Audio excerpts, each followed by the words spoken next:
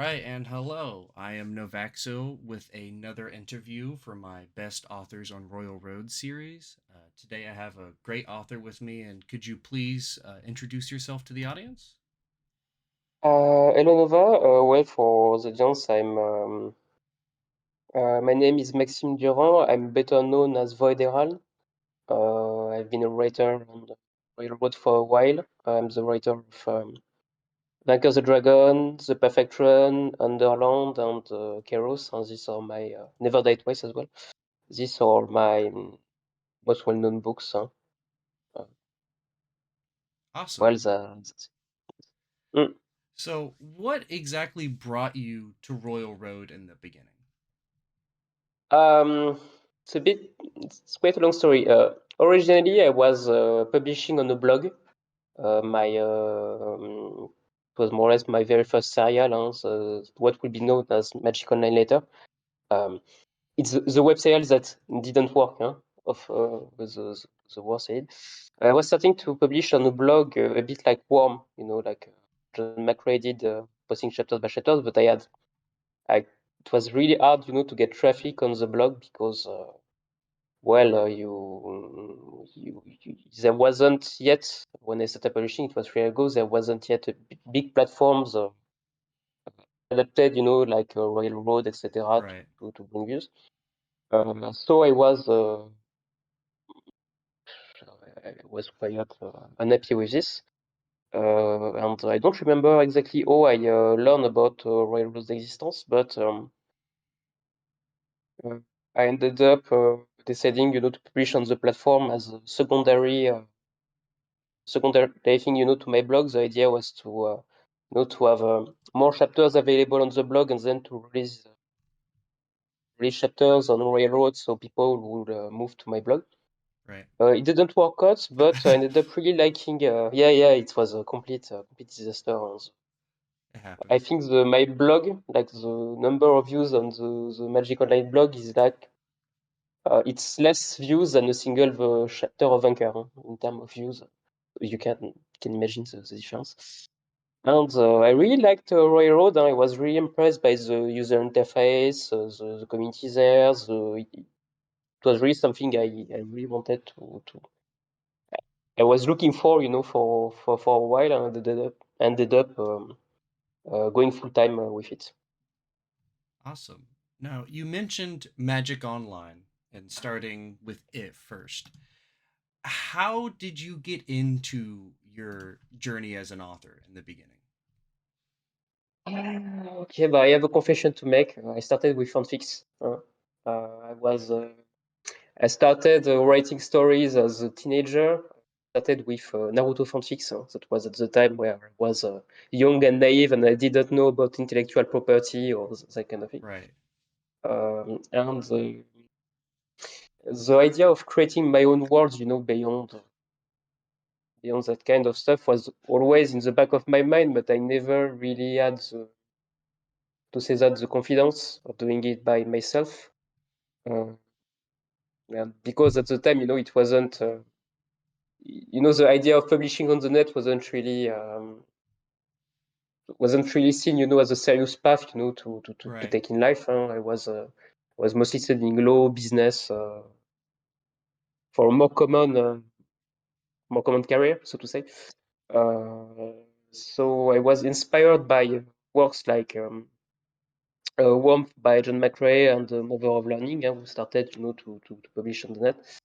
And I said, okay, let's try to create my own stuff, and started with an experimental story called Disacedia that was later repackaged, rebooted as Magic Online, Okay. and that's why I started publishing on the net. That's interesting to have started out writing fanfics. Thank you for admitting that. Um, Yeah. I mean, it's how to say that when you're starting. I mean, as a teenager, etc. You are. I believe it's simply easier, to especially when you're not really confident in yourself as a writer. It's it's a bit easier, to use established characters, etc. Even if it's for non-profit. I never sold. It's not like Harry Potter and the Method of Rationality that I had Right. huge fan base, etc. I just did it for free on fiction.net or that kind of thing. And well, it was so to say a training start. Yeah, Like you training for later writing. of Yes. course. Now, with you have started, like, when you started Magic Online, well, at least when it became Magic Online, did you expect, well, you kind of said you didn't expect it, but did you expect to hit this kind of trajectory of success that you have reached? Like Um, 3 fictions on the top 5 for best completed, which is extremely impressive. More on the way that have been well received. Did you expect this when you started, basically? um, Honestly, no, I didn't expect it. I hoped to encounter some success.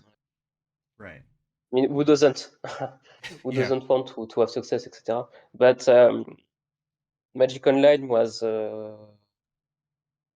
it didn't work out.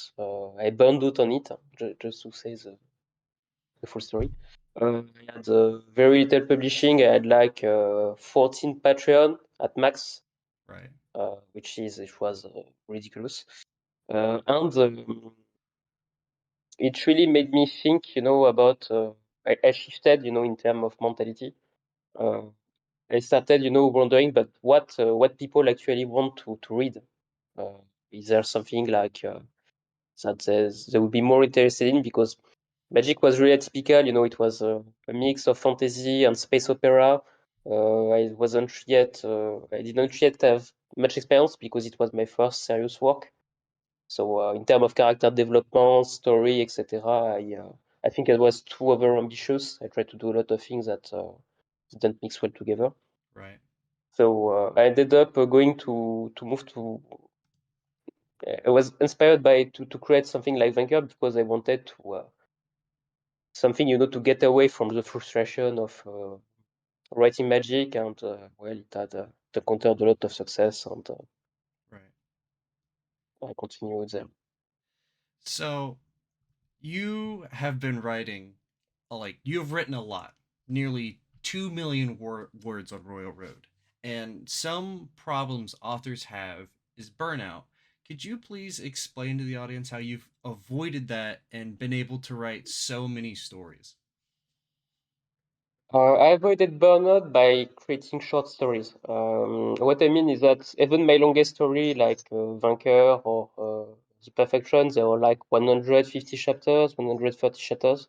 Right. It's for someone outside of the web serial, it will be considered quite long. I think Vainqueur is like size of the Lord of the Ring or the equivalent.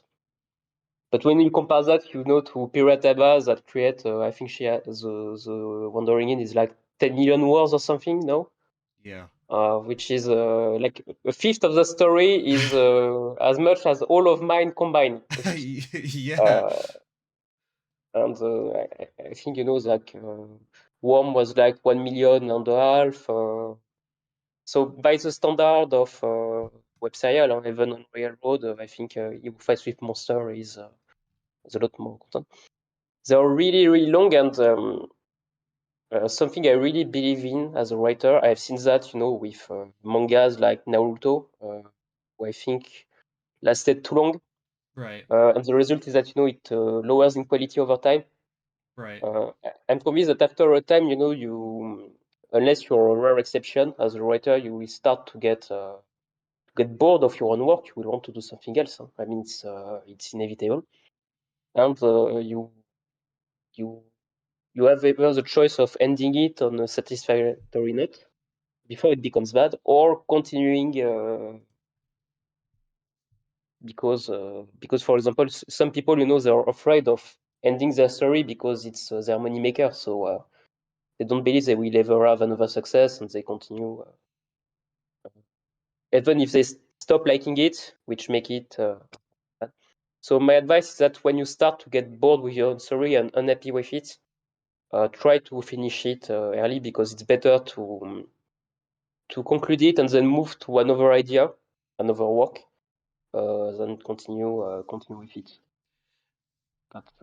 So to answer your question, I avoided burnout by realizing early that as a writer, I always want to make something else, Right. something different, another genre. I can't stay in one for too long, and so I always start with my story with a planned length and planned ending, and well, when I start to get a bit too bored, etc., I end the story and I move to another idea. All right. So that is great advice because some authors do tend to go on for a little bit too long, but there's also some authors it feels like they've rushed the ending. And I don't think I've ever seen a review saying you have rushed your ending. How do you manage to pull off an ending when you're starting to feel bored without making it feel like you just ended it because you're bored? And because I start with the ending in mind. The Okay. reason why a lot of people rush the ending, I feel, is that because they never imagine the ending in the first place. You know, Right. they start with the core idea of the concept, like that character gains power by being transported to another world, but they have no idea how the story will end. They just start, with the pitch, how to say, Right. and they start writing and they improvise as they go along. And Right. the result is that when they get bored and they want to stop, they didn't have an head or a goal that they were building up to, and that's why this ending feels rushed. In my case, when I start writing, I always start with the beginning and the ending All in right. mind. They are pretty much set in stone. Like Vainqueur was always going to be to become a god with Victor. In the perfection, so in the title, it was all building up to that perfection, etc. Right. And so that allows me, to end the story in a satisfactory manner, because all the while I knew where I was going and I was building up to it. That That's it. is that So, is great advice. There are my advice for aspiring writer is to start with both the beginning and the end in mind, and to have a goal, for the character, an idea of where they will end up at the end of the story now before it even starts. now all out of all of your stories, I am the most familiar with the perfect run personally. And one of the genres I find the hardest to write are ones that involve time loops. You pulled it off amazingly. Characters were introduced and they weren't just forgotten. Everything made sense, it all connected. How did you manage to pull off one of the hardest genres to write like that? Um, I think it was actually easy and actually very much easier, to manage a time loop compared to Vainqueur or the like. Actually. The idea I had when I started the Perfection is that I created the setting and I created a detailed backstory of all the characters before I even started. Oh, So, and I imagined, how to say that, a direction. I had a planning of the month yep. because the Perfection take place during the month of May. What each character was going to do unless Ryan intervened in their daily routine, basically. On that date, the city would be destroyed because if that violence wasn't stopped, that event would happen, etc. And then it was just a matter of, having Ryan react or interfere with these separate stories. Okay. Um, I think the key to time loop is that I think Mother of Learning did it really well as well. Is that Yes.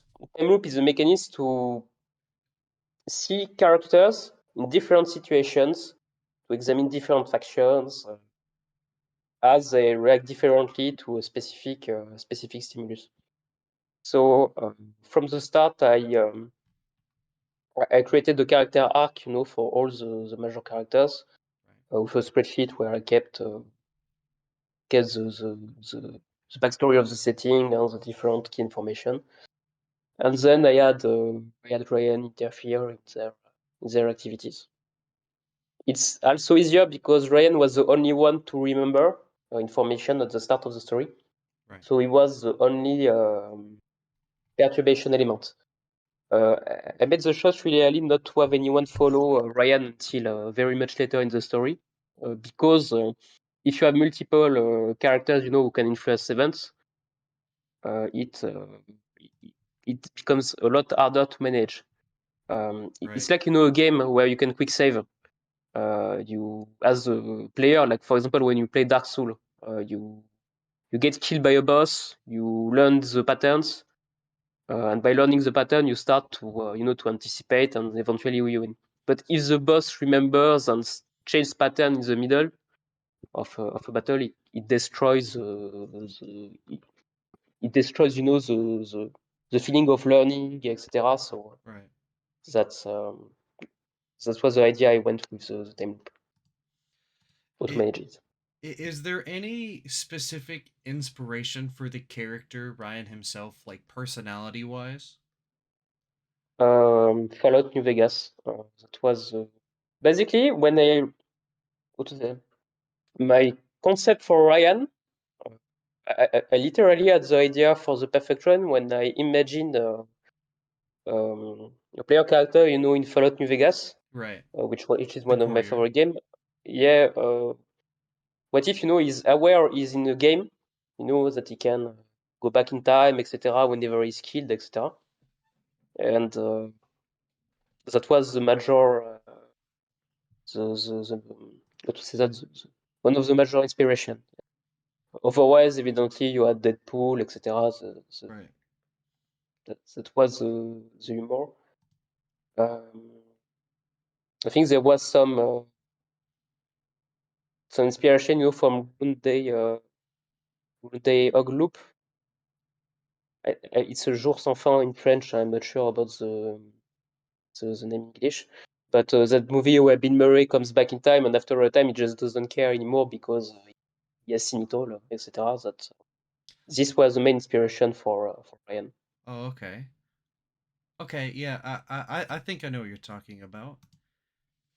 So, one thing that you do very well, in my opinion, is mixing comedy with serious moments.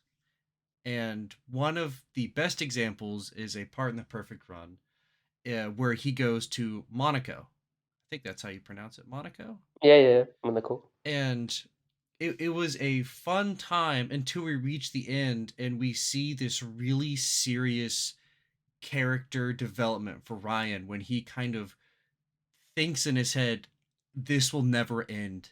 I'm an immortal. How were you able to pull off something like that well?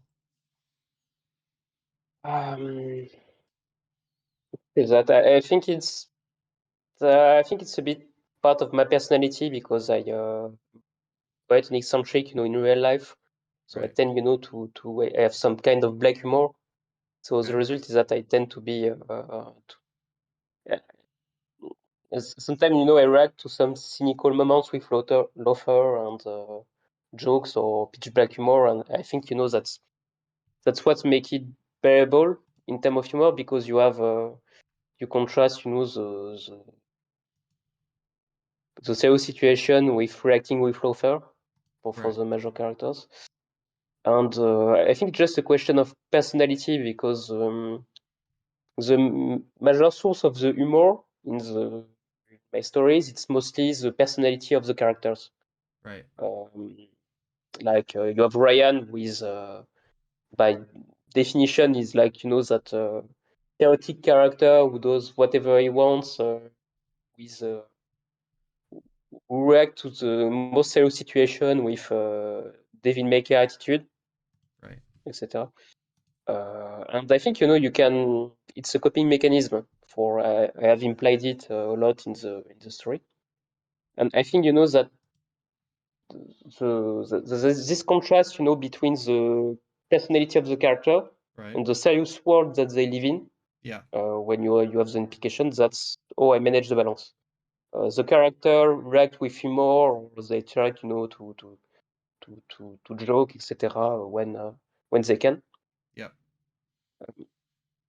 I think it's a bit like, there was, about the situation actually in Ukraine. There was a video that was really well known, where you have an Ukrainian, in a car that goes next to a tank with Russian soldiers who were stopped because they don't have any gas.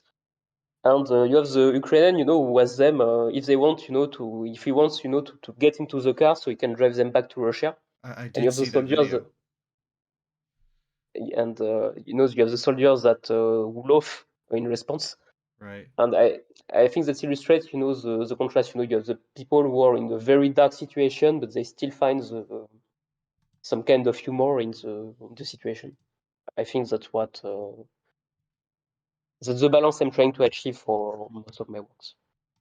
Okay. So now that we've talked about your skills a little bit, how about we talk about the stories themselves and how popular they got? So when you first started, you said you weren't getting that many reads compared to at least you are now. When you really like exploded with Vainqueur or the Perfect Run, how were you able to handle the praise and criticism that comes with being a popular author? Mm. That I don't let it get to my head, first Okay. of all, because the fact that I came from, I already suffered through failure first with magic, etc. It grounds me in a way, because even if I improve, even if I have some success, there is no guarantee that they will be that the next work will be successful, etc.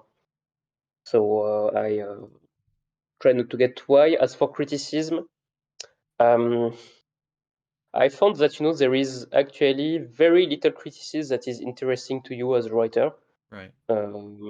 because most of the people mm, that criticize you on the net, etc., they criticize for elements that are because they don't like the story because of really specific elements, or they complain because that character gets killed, etc.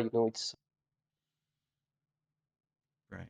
It's only a few. I read criticism like, for example, yeah, you made that situation too serious, etc. It clashed with the sound of the stories. That's something I can relate to it, that I take into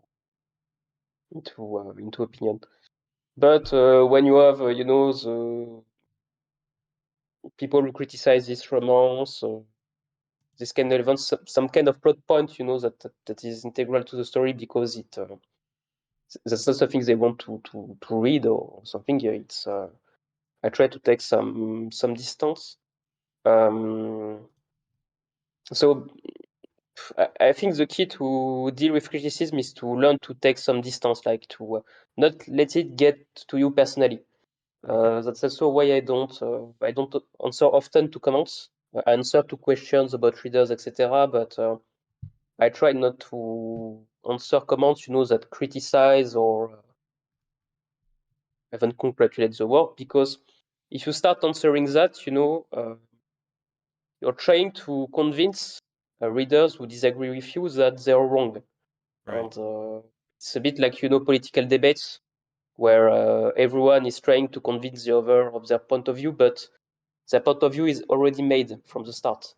So Yep. it just escalates into a shouting match, and it doesn't lead anywhere. So basically, I just try to let the work and the content do the talking for me. Basically, that's that's it. Awesome. That's great advice. I know a lot of authors that tend to like fret over every single comment or people that are too nervous to even post because of it.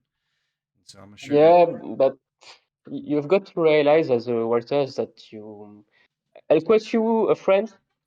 If everybody likes you, you're already a little boring. Inevitably, you can't please everyone. right. Um, if a lot of people are angry with you, I mean a lot, or they don't like some work that you did. Like for example, for Magic, it's my least reviewed work. It has a lot of baggage with it. Right. There, you can ask yourself questions. You have to learn what didn't work, why people react this way. If there is a majority of people who don't like it, yes, there is a problem. You have to reconsider and to learn. But even if you do something really successful, you're always going to have a minority who don't like it or Right. even hate you because you do something good. I mean, I talk with a lot of writers whenever they get their work on best rated, on popular, etc. They always get people who put 0.5, etc. to Yeah. try to downgrade the work. But just because they are well rated, there is no logical reason behind, and that's just human nature, I think. Because some people they say, okay, I don't want you, to contest my popular story. So even if you're good, you get down or Right. that kind of stuff. And you have to realize as a writer that whenever you do something public, you're always going to get flack from someone. So you have to develop a thick skin, and at first it hurts. That's why I burned out on Magic. All the criticism, the problems, they really got to me, and they destroyed my ability to write. Because you can separate it from emotion. It's a creative activity, so it's highly influenced by your mental state. But after a while, after you get a lot of them, you stop caring. I mean, just it's something like I said in the perfection. You can get used to everything with enough time. Right. Um, After a time, you start to take criticism or elements with rationality, to say, and that's it. That just becomes something that is part of the job. Right. So. So now we've talked about your success and how you've handled it. How about your road to becoming a published author? Could you go ahead and describe your journey as you've gotten your books posted on places like Amazon and the such? um, to say that. I always had the idea of getting my book packaged and out on Amazon because since I finished my works, I couldn't make Patreon. A lot of authors, they make huge money on Patreon, Right. but they keep the story going on for years, etc. Yeah. I just couldn't. I didn't have the patience. So from the start, I was focused on getting the book out on Amazon or platform where it could still bring me some money, even if I finished it. Right. And so I started, self-publishing Vainqueur at first. It had some success. I was approached by Jack Voracis when he started his Mad Mother of Learning audiobook, and he asked me if he could record Vainqueur on his YouTube channel, to create some chapter. And I said, well, why don't we just make an audiobook out of it instead of putting it on Right. YouTube? And that's we started self-publishing the audiobooks. We had some hurdles. I won't go into the detail, but as a French citizen, we couldn't go to ACX. We had to go through intermediaries. It was a bit complicated. And afterwards, after a certain time, I was approached by publishers or people who wanted to adapt my works, like Tapas with Vainqueur, to create a webtoon adaptation. Later with Ayton and Podium for other of my properties for the Perfect Run. And at first, I wasn't truly interested because I had some to say that I like the freedom of self-publishing because before I started writing on the net, I had encounters with European publishing houses like Hachette or les éditions Dupuis, who do Lucky Luke, etc. And I wasn't really thrilled by what I saw. Right. But like I discussed with authors who made like 5% of the sales They had to look for side gigs, etc. So with publisher, we're really behind in terms of digital publishing. Right. So I wasn't really interested, but Podium and Eaton were digital publishers, so they offered better royalties, better content, than traditional publishers. So it was already more interesting. And also, I suffered a lot from piracy. Uh, like for example, The Perfection. The second ebook took like months to get out on Right. Amazon because a website like Ranob, which is a Russian pirate site, copied the whole book. Yeah. And Amazon asked me to prove that I was the owner of the original story. Oh. And it was extremely hard to do that because the Amazon automated service is completely automated. So I spent like a month going back and forth with bots on the front, being incapable to find someone behind to whom I could make it. And eventually, a fan that was at Amazon solved the issue for me. But I just realized I can spend like a month doing all this legal stuff to get the boycotts because you have pirates on the other side of the world that copy my stuff on like a dozen websites. And so I decided to try with publisher who could handle this part of the process that I just found tiring. And All right. so that's how I started doing both Okay. self-publishing and then partnership with editors. Which one would you say you've had more success on? Self-publishing Uh, or getting a publisher? uh, Depends. The audiobooks for Podium for the Perfection, they sold well. I'm quite pleased with them. iTunes, I think with Kairos to make a test run for Kindle Unlimited. It's not yet out. It will be in April. So I can say afterward. I think it's a bit too early to say. I have good relationship with different publisher, but I'll wait a few months, to see the Okay. sales, see the impact before I can make a decision. Otherwise, one good success I had, yes, was with Tapas. They approached me, if they could, if I let them publish Vainqueur on their platform. It worked well, and they offered me, to make a deal to create a webtoon adaptation. I said yes, and it worked really, really well on the front. So So there is a webtoon of Vainqueur. I didn't know that. That's awesome. yeah, yeah, it will be out on the 28th of March. Oh, the 28th. Well, that's something for everyone watching this to look forward to. Yes, How does that feel to have something you've written now come onto a picture form for people to read? honestly, it's amazing.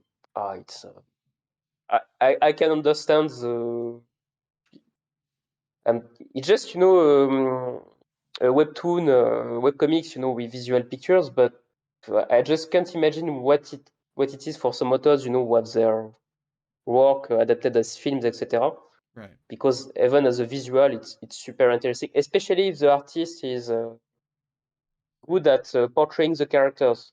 In Venker's case, I think the artist has done a terrific job with the character expression. It's exactly how I imagine some characters, and it's amazing. Honestly, it's great. There's no other word. I am I'm happy for you. That's awesome. Congratulations for that. And I'll definitely have to Thanks. check it out when it comes out because I always love stories on Royal Road and big fan of your work. And I like webtoons, so it's just the perfect mix for me personally. So Okay, but I'll send you a link. okay, now we've talked about your successes, your story. One thing that I am curious about is how you're able to create these well thought out systems or worlds. For example, the perfect run with the potions and getting different types of the colors for your powers. You know, Vainqueur system being different from that, and them both being pretty good systems, solid all around. How did you manage to do this, and did you take inspiration from somewhere else doing it? Um,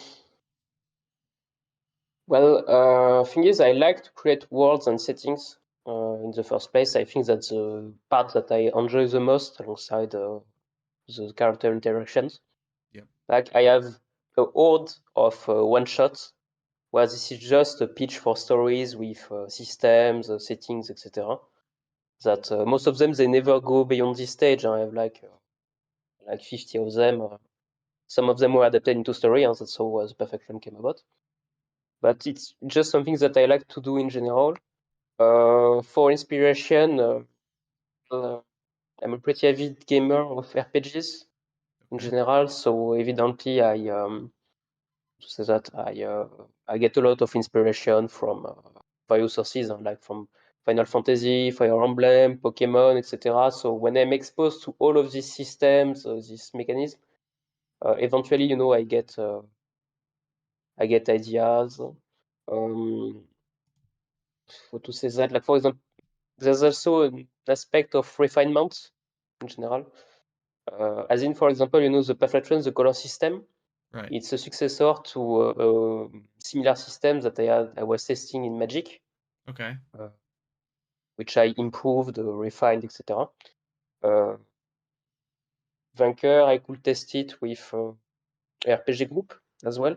I was at the worst of COVID. I started running a role-play session for Vainqueur in the RPG channel Discord. So we had a full campaign in part of the story, which helped me, test out some ideas for classes, for elements that were later incorporated in the story itself. Okay. Uh, yeah, I think it's just a mix of being liking creating worlds in the first place Right. and refining them for testing different stories, etc. Awesome. Now, I am interested in Underland personally. It's on my reading list. Could you go ahead and talk a little bit about it and kind of explain what it's about for anyone who hasn't seen it? Underland is a very experimental work from me. It's a Lovecraftian horror story, dark fantasy, and taking place underground. It's basically the story of a world where the sun has been obscured by the moon. It's in a complete eclipse. So the surface is frozen and everyone lives underground under the control of magical elite.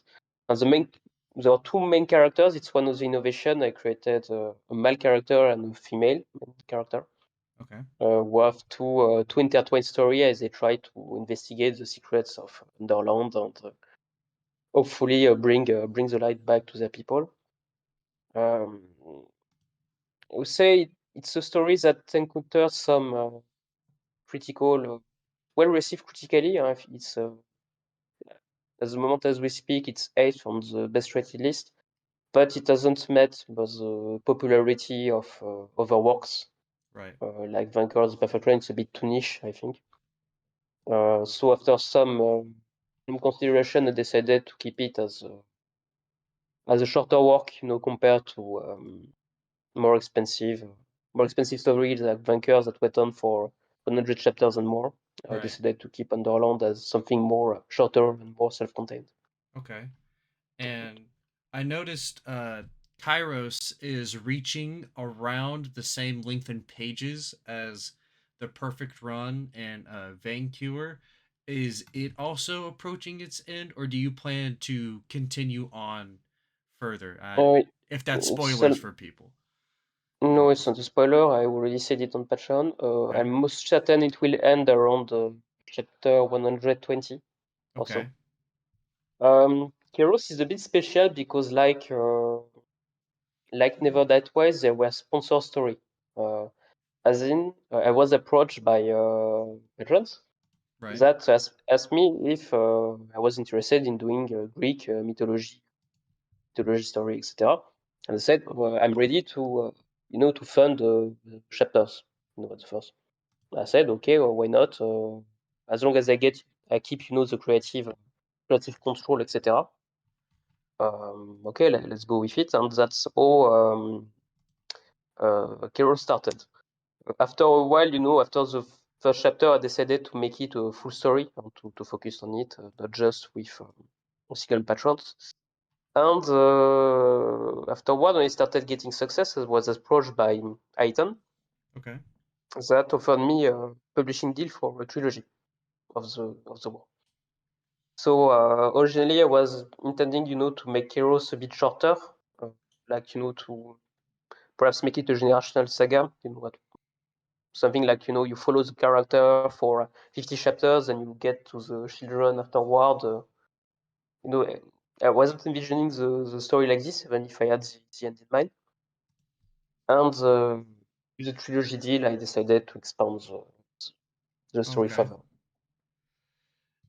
So, um, do you have any other projects you are thinking about or working on other than Underland and Kairos and Vainqueur, uh, the webtoon that you would like to talk about, maybe promote or anything?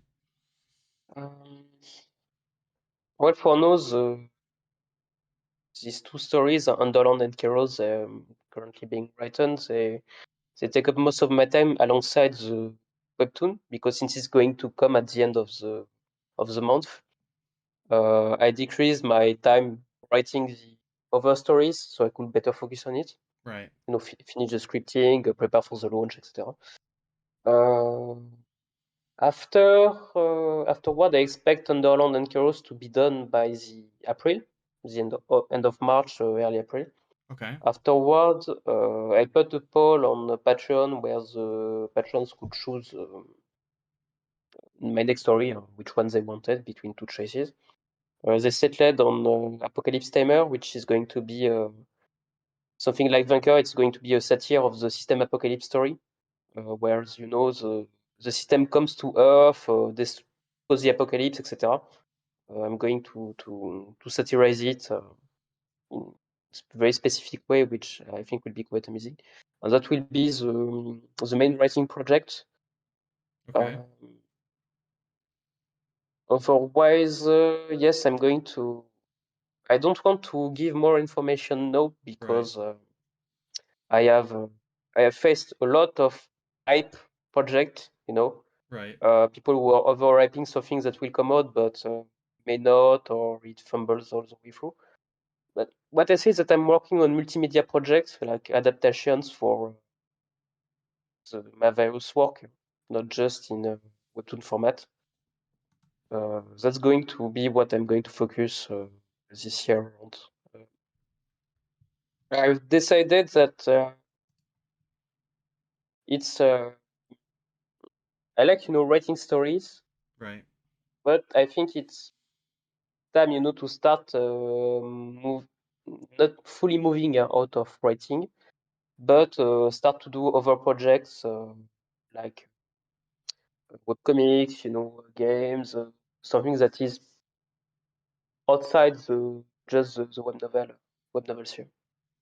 Well, I'm glad I got to interview you now before you really exploded then. Uh, I'm not like you don't know like I be right. humble, there is still even if there is a webtoon afterward, there is no guarantee that it will be successful. To Right. be honest, like for example, there is a deal for now, it's only for one season, like 50 episodes. If it's not successful, there's not going to be a second. Let's be honest Right. with that. So no, it's just that don't say it's exploding, just that I'm diversifying as Okay. as an author. But just my strategy for this year and the next. Well, is there anything else you would like to talk about, discuss before we end the interview here? Um, I don't really have well, I don't have something in mind. Just except perhaps to an advice to would-be writers. Okay. Don't be afraid to get your work out, even if it's bad or you're afraid that it won't be successful. I say that because I have a lot of friends, around me that say they would like to write something or they write a story, but they don't publish it. That's just terrible because, I have a friend who create a science fiction series that is, I think, really good, but who is never happy, who doesn't find it perfect enough, to release it to the public. Right. And I think, man, you've got to get it out of there, even if you're unsure if it's going to work or how people will react. It shouldn't be gathering dust on the shelf. And I feel that's the problem with a lot of people. Like they want to write, but they're afraid of the opinion that Right. they will face. They all want to be like J.K. Rowling's to have a success, etc. And I want to tell them that, so don't be afraid. Like even if there is little success, there is even if you draw criticism, etc., it's part of the process. I mean, you're going to do failures. There will be errors, etc., but you will learn from them. You will improve, and it's better to do something even if it's flawed than to do nothing. So, I feel that we are at an age where it's easy. No, I will not say easy. I mean, it's a lot easier and more possible to live from writing. Right. Like I remember, like 3 years ago when I started, I showed my blog, to my stepfather, saying what I was doing, etc. And he looked at me as if I was insane, instead of, to continuing going into a low job, etc. And no, when you see people like Turtle Mill, like Shortaloon, they're so extreme, they win a lot. But besides them, you have a vast number of writers who can live from writing from both Patreon and Amazon, and it's a dream job. It's easy now to live from it, and I really encourage people to do so, because writing on the net, etc., it's no longer to say that it's not longer. It's a viable job. It's a viable career. It's a viable passion to pursue, and that you can live from it. And if you are serious about, creating worlds, writing stories, etc., then you should take the risk and do it. Right. You can live from it. You can succeed, even if you face some difficulties, etc. You will learn from them and go ahead. That's it. Don't be afraid to start. Awesome. That is great advice. And I appreciate you saying that because I've been trying to tell people that for a long time. And I'll have to direct some of my friends to this interview to kind of prove to them, hey, you should all take a shot at it. And I appreciate you coming on to this interview with me. You've been great.